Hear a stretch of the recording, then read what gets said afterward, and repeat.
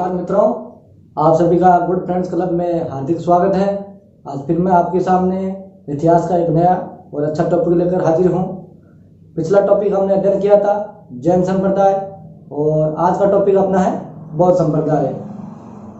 तो मैं आपको बता दूं, ये जैन संप्रदाय और बौद्ध संप्रदाय दोनों एक ही समय के माने जाते हैं। तो इसलिए कई बार इसमें से क्या बहुत से प्रश्न ऐसे आते रहते हैं जिनमें हमें खुद कंफ्यूज रहते हैं कि एग्जाम में एग्जामिनर ऐसे प्रश्न बनाता है, उसमें हमें लगता है कि जैन संप्रदाय से या बौद्ध संप्रदाय से, क्योंकि बहुत सारी बातें मिलती जुलती है, एक ही समय का था और लगभग इनका उद्देश्य भी एक ही लेकर ये चले थे। बस थोड़ी बातों का इनका डिफरेंस रहता है, बाकी जन्म भी लगभग एक ही समय में हो रहा है, एक ही समय में एक ही क्षेत्र में ये कार्य कर रहे हैं। तो इसलिए इन दोनों टॉपिकों को आप जो मैंने जैन संप्रदाय का वीडियो बनाया है और जो आज बौद्ध संप्रदाय का वीडियो बना रहा हूँ ना, इनको दोनों को थोड़ा सा ध्यान से देखना और कंपेरिजन करना, तो कहीं आप कंफ्यूज ना हो, तो ये आप ध्यान रखना। चलिए आज हम अपना टॉपिक अच्छे से ध्यान रखते हैं, बौद्ध संप्रदाय के बारे में अध्ययन करेंगे, ठीक है। तो चलिए, बौद्ध संप्रदाय माना जाता है संप्रदाय का आपने पहले बता चुका हूँ, संप्रदाय और धर्म में डिफरेंस होता है। धर्म के अंदर से बहुत सारे संप्रदाय निकले हुए हैं, तो इसलिए इनको आज हम बौद्ध धर्म भी बोलने लगे या संप्रदाय बोलने लगे हैं, या पंथ भी बोला जा सकता है इनको। तो आजकल बोलने में आ गए, तो वो बात होगी। अब आगे बात आती है कि गौतम बुद्ध। तो गौतम बुद्ध के जीवन के बारे में थोड़ी सी बात देख लेते हैं। गौतम बुद्ध का जन्म हुआ था 563 बीसी में, और वैसे महावीर स्वामी का जन्म देखते हैं तो 540 बीसी का है, तो लगभग समय इनका एक ही आ रहा है। ये 563 बीसी में है, वो 540 बीसी के समय उनका जन्म हुआ था। इनका जन्म स्थल है कपिलवस्तु। और ये थे लुम्बिनी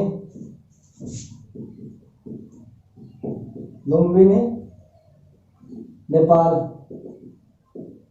ठीक है। इनका स्थान हो गया लुम्बिनी नेपाल में। अब इसके बाद आते हैं इनका जन्म का नाम क्या था। तो जन्म का नाम इनका था सिद्धार्थ, ठीक है। और ये सिद्धार्थ अपने जैसे महावीर स्वामी का पढ़ते हैं तो उसमें उनके पिता का नाम था, और यहाँ पे इनका नाम है बचपन का, और उनका महावीर स्वामी का बचपन का नाम था वर्धमान, ठीक है। और ये सिद्धार्थ उसमें उनके पिता का नाम है महावीर स्वामी में, और यहाँ पे बौद्ध में इनका गौतम बुद्ध का नाम है सिद्धार्थ बचपन का, ठीक है। अब बात आती है इनके पिता का क्या नाम था। गौतम बुद्ध के पिता का नाम तो सुद्धोधन उनके पिता का नाम है, ठीक है। इनकी माता का नाम है माया देवी, और माना जाता है कि इनके जन्म के हफ्ते या 10 दिन के अंदर इनकी माता का देहांत हो गया था। तो फिर इनका लालन पालन करने वाली दूसरी महिला थी, उसका नाम था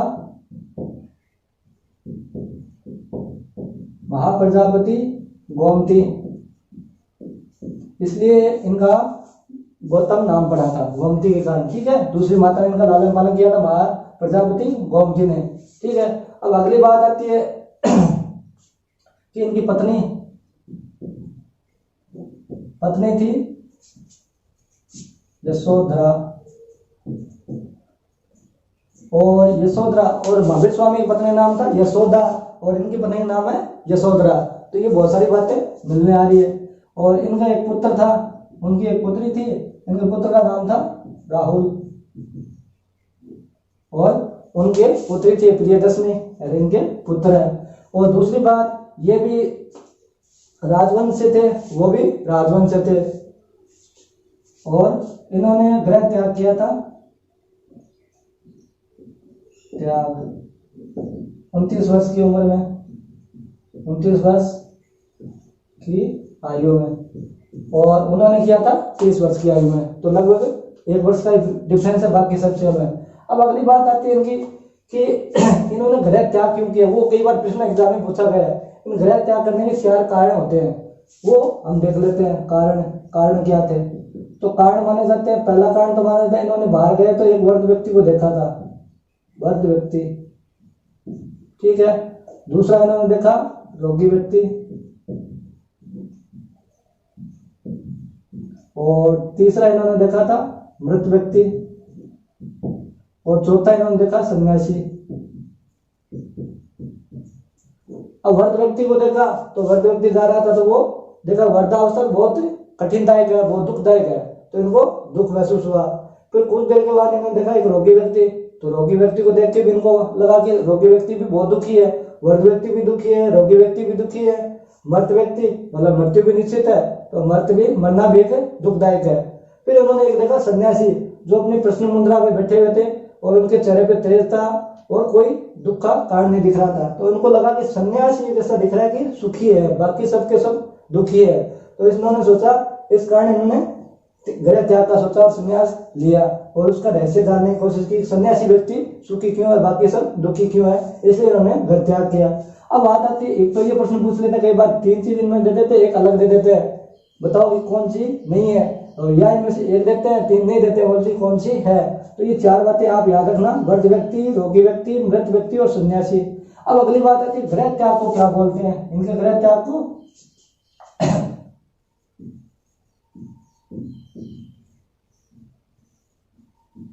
महाभी निष्कर्मण बोलते हैं। ये याद रखना, एग्जाम में पूछ लिया जाता है गृह त्याग को क्या बोला जाता है, महाभी निष्कर्मण बोला जाता है गृह त्याग को। और इन्होंने जब गृह त्याग किया था इनके पास एक तो घोड़ा था, घोड़ा जिसका नाम था कंथक, नाम पूछ लिया जाता है, ठीक है। और एक इनके साथ सारथी था, सारथी का नाम पूछ लिया जाता है, तो सारथी का नाम था चन्ना, ठीक है। ये 2 याद रखना, कई बार घोड़े का नाम पूछा गया, कई बार सारथी का नाम भी पूछा गया, सारथी क्या नाम था, ये हो गया। अब अगली बात आती है कहीं इनको ज्ञान कब प्राप्त हुआ, ज्ञान की कई बार पूछ लेते हैं, ज्ञान कब प्राप्त हुआ इनको।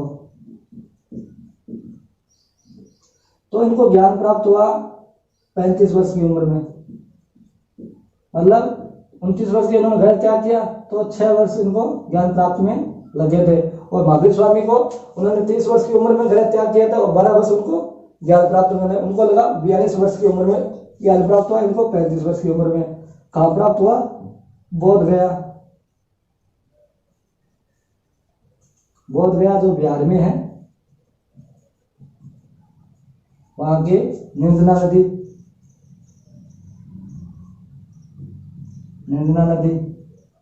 निंजना नदी किनारे इनको प्राप्त हुआ।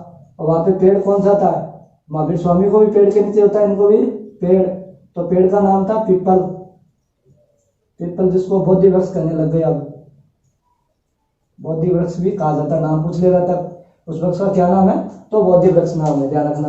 तो इनको पीपल के पेड़ के नीचे ज्ञान प्राप्त होता है और महावीर स्वामी को साल वृक्ष के नीचे, उनकी नदी थी रज्जुपालिका नदी और इनकी निंजना नदी है। तो ये थोड़ा सा ध्यान रखना, नदियां दोनों तरफ ही है, पेड़ दोनों तरफ है, पर अलग अलग नाम है, ठीक है, ये हो गया, और स्थान अलग है।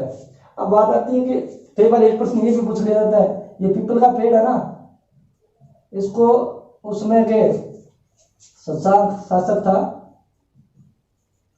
जो गौड़ वंश के थे, गौड़ वंश, उन्होंने इसको कटवा दिया था। तो कई बार प्रश्न पूछ लिया जाता है कि उस पीपल के वृक्ष को किसने कटवा दिया था, शशांक राजा था जो गौड़ वंश के थे, उन्होंने इस पेड़ को कटवा दिया था, जिनको ज्ञान प्राप्त हुआ था गौतम बुद्ध को।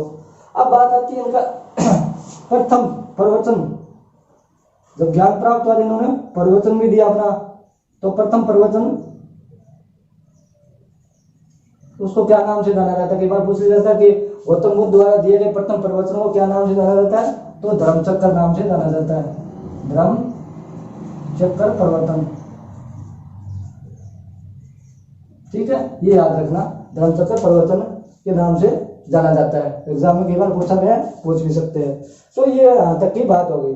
अब बात आगे आती है कि इनको मृत्यु कब हुई थी, तो मृत्यु का यहाँ देख लेते हैं, या मृत्यु या जीवन का अंत भी बोल सकते हैं, जीवन का अंत।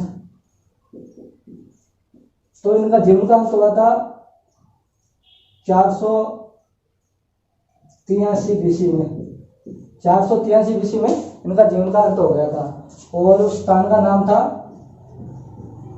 कुशीनगर बोलते हैं, कुशीनगर था, और नदी थी वो वती हनियवती नदी थी, उसके किनारे इनका देहांत होगा, जो आज यूपी में आता है, पूर्व यूपी में वो स्थान आता है अभी यूपी, ठीक है, पूर्व यूपी में इनका स्थान आता है। ये होगा इनका मृत्यु। अब इसके बाद में बात आती है इनको संरक्षण। अब कोई ना कोई धर्म उसको संरक्षण तो मिलता ही है, उसमें राजा का शासन था तो अलग राजा का अपने अपने, कोई जैन धर्म को संरक्षण दे रहा था, उसमें कोई वैदिक धर्म को संरक्षण दे रहा था, तो कोई अन्य को दे रहा था, कोई बौद्ध धर्म को संरक्षण दे रहा था। तो कौन कौन किस किस को संरक्षण दे रहे थे, तो बौद्ध धर्म को कौन दे रहे थे वो देख लेते हैं कि बौद्ध धर्म को संरक्षण किस किस राजा ने द्वारा मिला।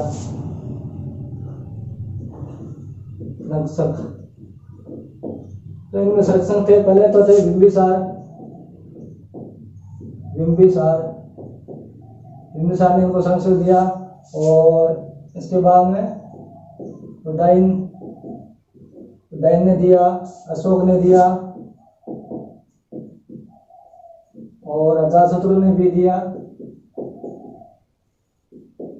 अजातशत्रु, ये और भी राजा थे जिन्होंने बौद्ध संप्रदाय को या बौद्ध धर्म को संरक्षण दिया, ठीक है।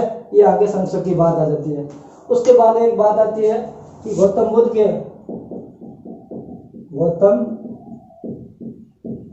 के जीवन से संबंधित घटनाओं को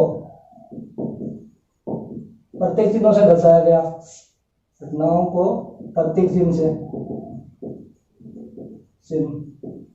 जैसे जैन समाज में जो उनके आचार्य हुए थे उनको अलग अलग चिन्ह दिया गया था, जैसे ऋषभ देव को दिया गया था बैल का, और अजीतनाथ को दिया गया था हाथी का, और शांतिनाथ को हिरण का दिया गया था ना। ऐसे इनके भी जीवन में जो भी घटनाएं उनको अलग अलग प्रतीक चिन्हों से दर्शाया गया।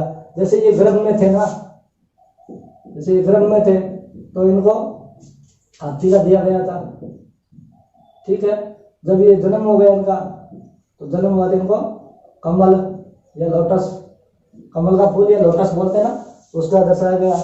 फिर ये यौवन बड़े हो गए तब इनको सांड के चिन्ह से, ठीक है, ये चिन्ह दिए गए थे इनको, प्रत्येक चिन्ह दिए गए थे, कई बार एग्जाम में पूछ लिए जाते हैं। इसके बाद में ग्रह त्याग करते हैं, ग्रह त्याग को इनको घोड़े से दर्शाया गया, क्योंकि उनके पास जब घोड़ा था ना, इसलिए ग्रह त्याग को घोड़े से दर्शाया गया। इसके बाद इन्होंने ज्ञान प्राप्त हुआ, तो ज्ञान प्राप्ति को बोधि वृक्ष से दर्शाया गया, बोधि वृक्ष, वृक्ष के नीचे ज्ञान प्राप्त हुआ था इनको, इसलिए उसको बोधि वृक्ष देखा आ गया। फिर इन्होंने प्रथम प्रवचन दिया था, प्रथम प्रवचन, जिसको धर्म चक्र से दर्शाया गया, ये याद रखना। और फिर इनका मृत्यु हुई थी, मृत्यु को स्तूप से दर्शाया गया। अब आप इसमें ध्यान रखना, कई बार ये एग्जाम में पूछे गए हैं कि वो गर्भ में थे तो कौन सा प्रतीक चिन्ह दिया गया था उनको, तो हाथी का, जन्म के समय उनको कमल लोटस का दिया गया था, यौवन जवान थे तब उनको सांड का चिन्ह दिया गया, ग्रह त्याग तो घोड़ा थी उनके पास, घोड़ा था, कंथक घोड़ा था ना, इसलिए उनको घोड़े का चिन्ह दिया गया। ज्ञान के समय तो इनको वृक्ष के नीचे ज्ञान प्राप्त हुआ, इसलिए बोधि वृक्ष नाम दिया गया। प्रथम प्रवचन दिया, इसलिए उसको धर्मचक्र प्रवचन बोलते हैं, तो इसलिए चक्र नाम दिया, मृत्यु को स्तूप नाम दिया। ये इनमें से कोई भी बात आपको पूछी जा सकती है, कई बार एग्जामों में पूछी गई है, थोड़ा सा ध्यान से देखना आप इनकी बातों को। अब बात आती है इनके चार आर्य सत्य, कि चार आर्य सत्य क्या थे। चार आर्य सत्य दिए गए थे, ठीक है। तो पहला इन्होंने दिया दुख, ठीक है। दूसरा इन्होंने दिया दुख समुदाय, ठीक है। तीसरा इन्होंने दिया दुख निरोध,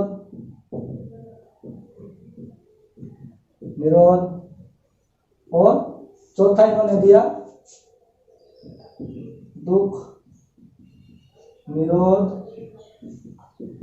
गामिनी प्रतिपदा, जिसका दिया अष्टांग मार्ग, ठीक है। तो इसमें आता है पहले बहुत दुख का होता है कि यहाँ पे जो पृथ्वी पे जो भी या इस संसार में जो भी मनुष्य रहेगा ना, उसको दुख निश्चित रहेगा। यहाँ पे जो जीवन है वो सभी के सभी दुखी हैं और उनको दुख निश्चित भोगना पड़ेगा। जीवन है तो दुख है, जीवन का दूसरा नाम ही बोले दुख है। तो ये उन्होंने पहला उनका आर्य सत्य दिया। दूसरा आर्य सत्य दिया दुख समुदाय का। दुख का कारण क्या है? तो दुख का कारण उन्होंने बताया अपनी इच्छाएं, अनंत इच्छाएं हैं। तो अपन को पता है कि अपनी भी बहुत सारी इच्छाएं रहती है, हर मनुष्य की अपनी अपनी इच्छाएं रहती है। तो इच्छाएं भी कोई अंत है, अंत नहीं उनका, बहुत सारी इच्छाएं रहती है सबकी। तो अनंत इच्छाओं को होने कारण अपने को दुख होता है। ठीक है, तो दूसरा सत्य ये दिया उनका। तीसरा सत्य है कि दुख निरोध, क्या दुख से बचा जा सकता है? दुख का उपाय है। तो उन्होंने बोला कि हाँ, अगर आप दुख से बचना चाहते हो या जन्म मृत्यु से, जन्म मरण से बचना चाहते हो तो उसका उपाय है। तो फिर उपाय क्या बताया उन्होंने? दुख निरोध गामिनी प्रतिपदा, मतलब अष्टांग मार्ग दिया। उन्होंने 8 नियम दिए। अगर इन 8 नियमों का आप पालन करते हो तो 8 नियमों का पालन करते हुए आप इन दुखों से बच सकते हो। ये उन्होंने 4 आर्य सत्य दिए, मतलब ये सत्य है, आपको दुख भोगने पड़ेंगे और उन दुखों से और निवृत्ति का भी मार्ग दिया। अब अष्टांग नियम देख लेते हैं। अष्टांग नियम क्या दिए? अष्टांग नियम, अष्टांग नियम का थोड़ा ध्यान रखना। अष्टांग मार्ग या अष्टांग नियम बोलते हैं वो, ठीक है। अब पहला इन्होंने दिया सम्यक दृष्टि, दूसरा इन्होंने दिया सम्यक वाक, ठीक है, और तीसरा इन्होंने दिया सम्यक कर्म, चौथा इन्होंने दिया सम्यक व्यायाम,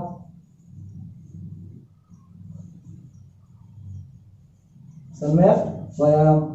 अगला 5वां इन्होंने दिया सम्यक आजीविका, छठा इन्होंने दिया सम्यक स्मृति,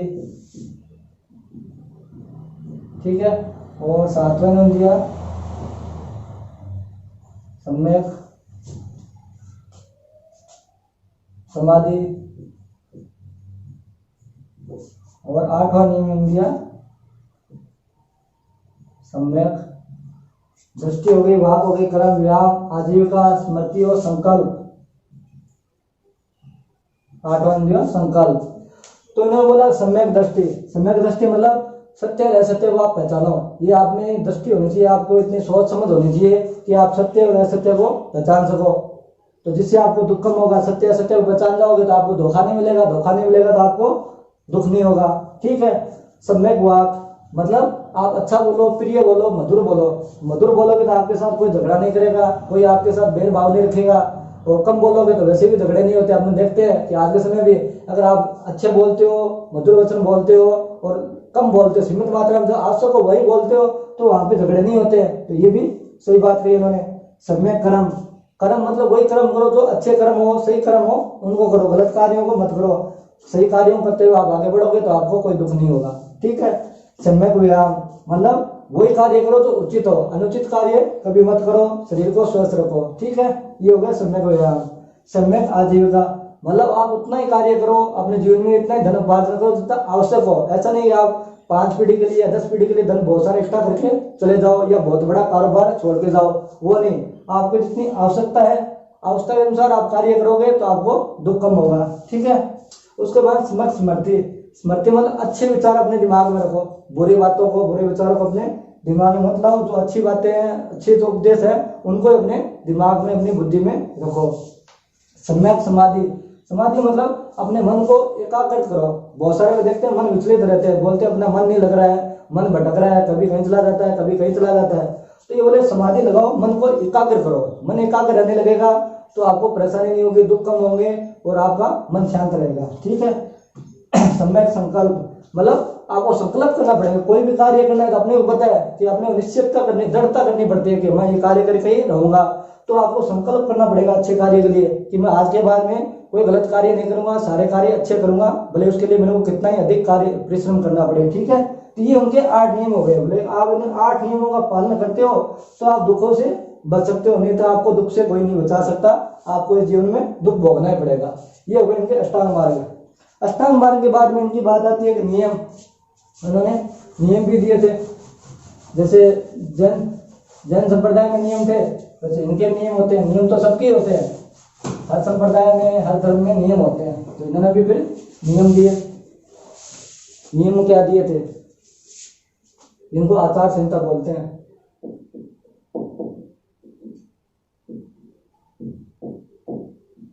आचार संहिता। ठीक है, तो इन्होंने आचार संहिता में पहला नियम दिया था, वो तो सेम था इनका जैन संप्रदाय का, सत्य बोलना। क्या बोलना? सत्य बोलना। दूसरा दिया था अहिंसा, हिंसा नहीं करनी है। ठीक है, और तीसरा दिया था अस्तेय, अस्तेय। और चौथा दिया था नशा नहीं करना है, नशा या मदपान नहीं करना है। ठीक है, और इन्होंने पांचवा दिया दुराचार, जिसको दुराचार बोल सकते हैं या व्यभिचार बोल सकते हैं, चार नहीं करना है। ये 5 नियम तो दिए थे सभी के लिए, मतलब कोई भी हो, उनका भले ही अनुयायी हो, भले जो भिक्षुक है उन हो, सबको 5 नियमों का पालन करना है। वैसे इन्होंने टोटल 10 नियम दिए थे, 5 नियम तो सबके लिए लागू थे, भले उनका अनुयायी है या भिक्षुक है जो उनका सदस्य बन गया। और 5 नियम वो उनके भिक्षुकों के लिए दिए थे कि एक तो आपको आरामदायी आसन पर नहीं सोना है, एक आपको ऐसे में भोजन नहीं करना है, तीसरा आपको बहुत सारा धन इकट्ठा नहीं करना है, और ब्रह्मचर्य का पालन करना है, और प्राय स्त्री का संग नहीं करना है। ये 5 नियम और दिए गए थे। तो मुख्य 5 ही आते हैं मेन, कि ये सबके लिए लागू थे, सबको पालन करना ही करना था। ये अगर उनके आप बौद्ध धर्म में जुड़ते हो या बौद्ध समुदाय के सदस्य बनते हो तो ये आपको नियम पालन करने पड़ेंगे। ये उनके मतलब आप सत्य नहीं बोलोगे, तो ये तो जैन संप्रदाय में था, अहिंसा नहीं करो, मतलब हिंसा नहीं करनी थी, बोला कि जो अनावश्यक नहीं है वो हिंसा मत करो, आवश्यक है वहां करो, अनावश्यक है वहां पे हिंसा मत करो। अस्ते मतलब चोरी नहीं करनी है आपको।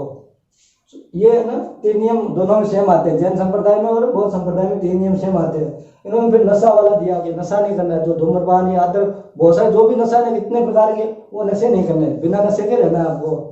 और दुराचार मतलब गलत कार्य कौन सा भी नहीं करना है। ये इन्होंने 2 नियम अलग और दिए थे। ठीक है, ये हो गए। इसके बाद में आती है उनके संगतियां, बहुत संगतियां हुई थी 4, जैसे जैन संगति हुई थी 2, वैसे बहुत संगतियां हुई थी, बहुत संगति। ठीक है, इनकी पहली बहुत संगति हुई थी इसमें राजगृह में, राजगृह, और ये मानी जाती है 483 BC, जिसमें गौतम बुद्ध का निर्माण हो गया था। इसमें माना जाता है 400 BC। इसके संरक्षक थे, संरक्षक इसमें अजातशत्रु, अजातशत्रु। ठीक है, अब दूसरे इनकी होती है वैशाली में। अपन 16 महान पदों में भी इनका अध्ययन किया था, बताया था आपको, वैशाली में। और ये होती है 383 BC में, और ये होती है कालाशोक के समय। ठीक है, ये कालाशोक हो गया। तीसरी इनकी होती है पाटलिपुत्र में, पाटलिपुत्र में, और ये होती है 250 और कुछ जगह 251, दोनों ही देखने को मिलते हैं। ठीक है, दोनों देख लेना, जो एग्जाम में जो भी 50 पूछे 50 51 होगी, दोनों एक साथ नहीं देंगे, क्योंकि जहाँ संशय होता है ना तो एग्जाम में उन चीजों को या तो दो में से एक देगा, दोनों को भी साथ नहीं देगा, ये ध्यान रखना, या प्रश्न ही नहीं देगा वो। ठीक है, और ये होती है अशोक के समय। ठीक, अब होती है चौथी होती है मुंडन वन में, मतलब जो कश्मीर में है, कश्मीर में हुआ था। और ये माना जाता है 72 AD में, ये ध्यान रखना। बाकी तो सब BC में हो रहा है, ये 72 AD में हो रहा है। उसमें भी उनकी दूसरी बहुत संगति हुई थी, AD में हुई थी, 512 AD में हुई थी जैन संप्रदाय की, और इनकी होती है 72 AD में। और इसके कनिष्क संस्कृत है। ठीक है, कनिष्क कहते हैं। ये उनकी 4 बहुत संगतियां हो गई उसमें की। अब इसके बारे में बात आता है, इनके त्रिपिटक हो रहा है, जैसे उनके त्रिरत्न थे ना, जैसे इनके त्रिपिटक है। जैन संप्रदाय में त्रिरत्न थे, इनके त्रिपिटक है। त्रिपिटक में पहला पिटक तो आता है सूत पिटक। ठीक है, दूसरा आता है इनका विनय पिटक, और तीसरा आता है अभिधम पिटक।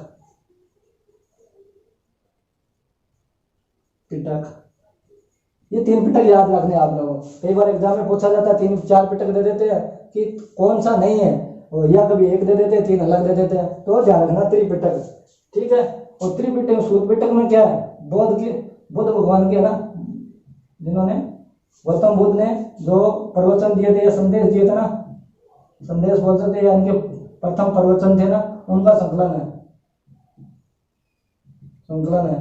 ठीक है। विनय पिटका में संघ के नियम है, बहुत संघ के नियम बनाए गए थे, नियमों का उल्लेख किया गया है, नियम। और अभय पिटका में जो उनके दार्शनिक विचार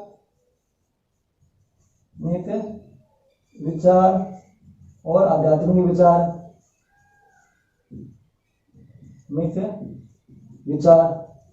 विचारों को संकलित किया गया है।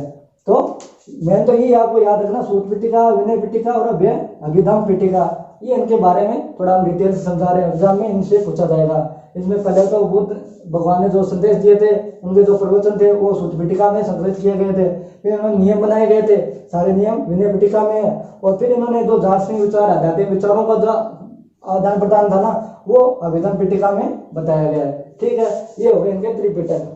अब बात आती है इनके कि संघ बनाया गया था इनका भी, कि संघ में कौन शामिल हो सकता है, कौन शामिल नहीं हो सकते हैं, किस प्रकार के लोगों को अपने संघ में शामिल करना है या अपने धर्म में लेना है, सबके नियम होते हैं।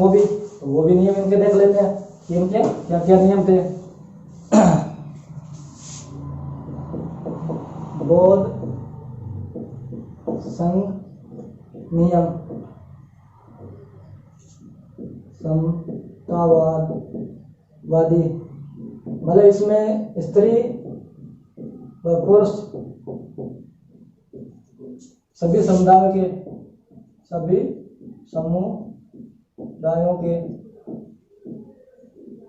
सम्मिलित हो सकते हैं। मतलब इसमें क्या था, स्त्री और पुरुष दोनों, और वो भी किसी जाति के हो, किसी समुदाय को, सबके सब इनके सम्मिलित हो सकते हैं। ये तो इनका प्रथम नियम था, जो अच्छा था, सबका समानता नियम था। मतलब इसमें जातिवादी की, उसमें वो वर्ण व्यवस्था जाति पे आ गई थी, तो इसीलिए ये बौद्ध और जैन संप्रदाय आए थे कि जाति व्यवस्था बहुत भयंकर फैल गई है, लोगों की हालत बहुत खराब हो रहे हैं, बुरी समस्या थी। तो उनको देखते हुए ये प्लान बनाया गया था कि समस्या बहुत ज्यादा हो रही है, तो समतावादी इसमें स्त्री और पुरुष सभी समुदायों को सम्मिलित किया गया था। ये इनकी एक अच्छी बात थी। दूसरा था इनका कि किसको नहीं लेना है, वंचित नहीं लेना है, या बोल सकते हैं जिनको सम्मिलित नहीं करना है, सम्मिलित नहीं करना है। अपने समुदाय में वंचित भी गया था कुछ लोगों को इनको। तो कौन थे, एक तो जो उसमें दास प्रथा थी ना, तो दास लोग होते थे, और एक जो ऋणी व्यक्ति है जिसने ऋण बहुत ले रखा है, उसको सम्मिलित नहीं किया जा सकता। एक जो रोगी है, या उसको अस्वस्थ बोल सकते हैं, अस्वस्थ व्यक्ति को सम्मिलित नहीं किया गया था। चौथा था जो सैनिक है, सैनिक को ये अपने भाग नहीं लेने देते थे। और अंतिम था विकलांग व्यक्ति, विकलांग व्यक्ति को ये सम्मिलित नहीं करते थे। मतलब जो दास है, तो मतलब किसी के बहुत सारे उसमें दास प्रथा भी चलती थी, तो कुछ दास वो होते थे जिनको वो अपने हमेशा लिए नौकर रखते थे, उनको नहीं रहने देते। ऋणी व्यक्ति जो ऋण बहुत ले रखा है, उसको सम्मिलित नहीं करते थे। जो रोगी है, अस्वस्थ व्यक्ति है, उसको भाग नहीं लेते थे, सैनिक को नहीं भाग लेने देते थे, और विकलांग व्यक्ति को ये अपने संघ में नहीं रखते थे। अब इनके अगला था संकल्प। संकल्प क्या थे इनके, तो संकल्प ये करते, जो भी इनके सदस्य बनता है उनको संकल्प, मतलब संकल्प दिया जाता है नियमों का पालन, ये नियम आपको करने पड़ेंगे पालन। एक था इंद्रिय निग्रह,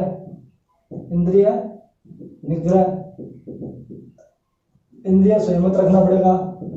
दूसरा इन्होंने दिया अपरिग्रह का नियम दिया। और तीसरा दिया श्रद्धा। मतलब आप हमारे बौद्ध नियम इनमें आते हो, बौद्ध धर्म सम्मिलित करते हो, या बौद्ध धर्म में आप सम्मिलित होते हो, तो आपको एक तो इंद्रिय निग्रह करनी पड़ेगी, मतलब इंद्रियों को संयमित रखना पड़ेगा। अपरिग्रह मतलब आप ज्यादा धन इकट्ठा नहीं कर सकते, जो आवश्यक चीजें हैं वही साथ रखो, बाकी अन्य आवश्यक चीजें नहीं रखो। श्रद्धा मतलब बौद्ध धर्म के या बौद्ध संप्रदाय के प्रति आपको श्रद्धा रखनी पड़ेगी, अविश्वास नहीं रख सकते। अविश्वास रखते हो, आपको विश्वास नहीं है तो आप मत आओ इसमें, विश्वास है, आपको सही लग रहा है तो इसमें आप सम्मिलित हो। ये होगा इनका बौद्ध संघ का नियम। अब इसके बारे में बात आती है इनकी कि बौद्ध संप्रदाय के डिवाइडेशन हो गए थे। बौद्ध संप्रदाय का विभाजन हो गया था।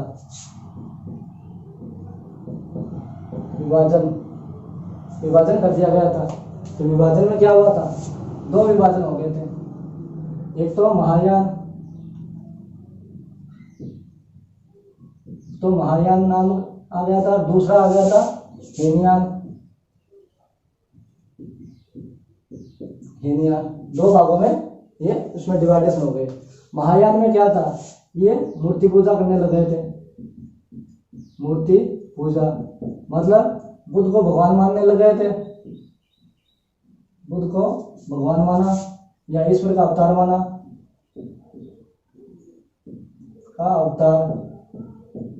अवतार मानने लगे थे। इसलिए उनकी मूर्ति बनाई, मूर्ति बना के उनकी पूजा पाठ शुरू कर दी। और उसमें इनके संत थे, एक तो कनिष्क और दूसरे हर्षवर्धन। और इसी समय चीन से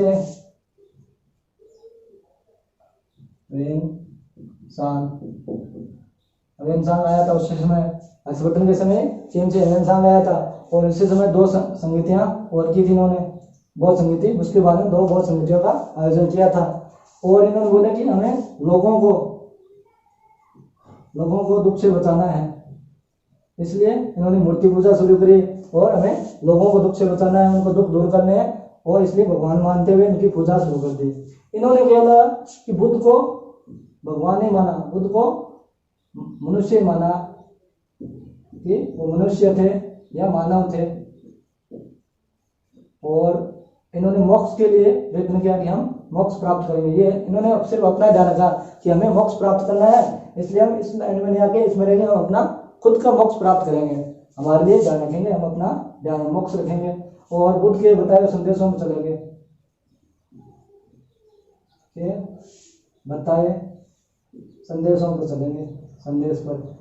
तो बुद्ध ने जो संदेश दिया था, जो तरीका बताया था ना, उसी स्थान मार्ग का पालन करते हुए हम अपने आप को दुखों से दूर करेंगे, मोक्ष प्राप्त करेंगे। और इन्होंने बोला कि हम लोगों के भी दुख दूर करेंगे, इसलिए उन्होंने भगवान मानकर उनकी पूजा पाठ शुरू कर दी।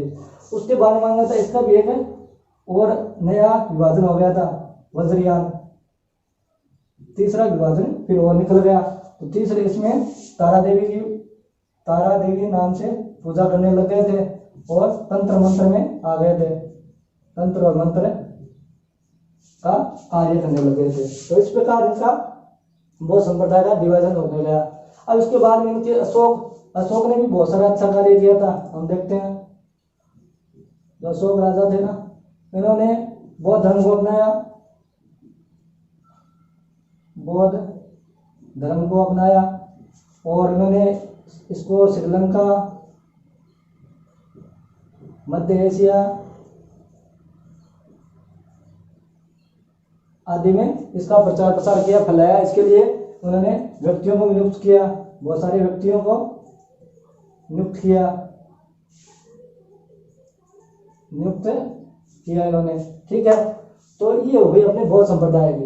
अब आप देख सकते हैं बौद्ध संप्रदाय और जैन संप्रदाय में कितना डिफरेंस है और कितनी बातें सेम आ रही है इनकी। तो इसलिए आप दोनों वीडियो को कंपेयर करेंगे और उसका निर्णय लेंगे तो कुछ बातें तो उनकी सेम आ रही है और कुछ बातें डिफरेंस आ रही है। और कई बार कुछ लोग पूछते भी हैं कि गौतम बुद्ध और महावीर स्वामी दोनों एक ही समय के थे, तो क्या कभी वो आपस में मिले थे या कभी उनकी चर्चा हुई है? कि दोनों का लक्ष्य एक ही था कि लोगों को दुखों से दूर करना है। तो दोनों का लक्ष्य एक है और दोनों एक ही क्षेत्र के हैं, एक ही समय के हैं। तो क्या कभी उनका मिलन हुआ या उन्होंने कभी मिलने का प्रयास किया? तो इसका अपने कहीं इतिहास नहीं मिलता है कि उन्होंने कभी मिले थे, इसकी कहीं पुस्तकों में चर्चा नहीं है। और तीसरी बात आती है कि इतिहास है। ये इतिहास का मैं शुरू से आपको बताता रहा हूँ कि 100% अपने को इतिहास कभी सत्य नहीं मिलेगा। आपने तो कहाँ देखते हैं, या तो जो अपने को वस्तुएं मिलती है उसके आधार पे, और या अपने जो पुस्तकें मिलती है पुस्तकों के आधार पर अपन अध्ययन करते हैं आज के। तो पुस्तकों में जो लिखा गया है, चाहे वो असत्य हो या सत्य हो या उसमें कुछ मिलावट हो, तो उसी के आधार पर अपन अध्ययन करते आ रहे हैं और आगे भी करते रहेंगे। हम देखते हैं आज भी बहुत सारे इतिहास है, जो घटनाएं होती है बहुत दूर की घटनाएं घटित होती है, तो वो अपने तक सत्य नहीं पहुंच पाती है, उसमें कुछ ना कुछ मिलावट हो जाती है, कुछ घटनाएं छुप जाती है। तो इस प्रकार है। तो जो अपने को इतिहास मिला गया, जो एनसीईआरटी में कहती है, जो एग्जाम में पूछे जाते हैं, उसके हिसाब से हमने मुख्य टॉपिक आपको बता दिए हैं। इनको आप अगर अध्ययन करोगे तो इनमें से 60 से 70% या 80% तक के प्रश्न आप आसानी से हल कर सकते हो। ठीक है, तो ये हुआ अपना आज का बौद्ध संप्रदाय कंप्लीट। और अब आपसे निवेदन है कि आपको अगर कोई सुझाव है आपके या कोई आपका कोई प्रश्न है तो आप हमें कमेंट बॉक्स में लिख सकते हैं, उसका मैं जवाब देने का प्रयत्न करूंगा। आपका बहुत बहुत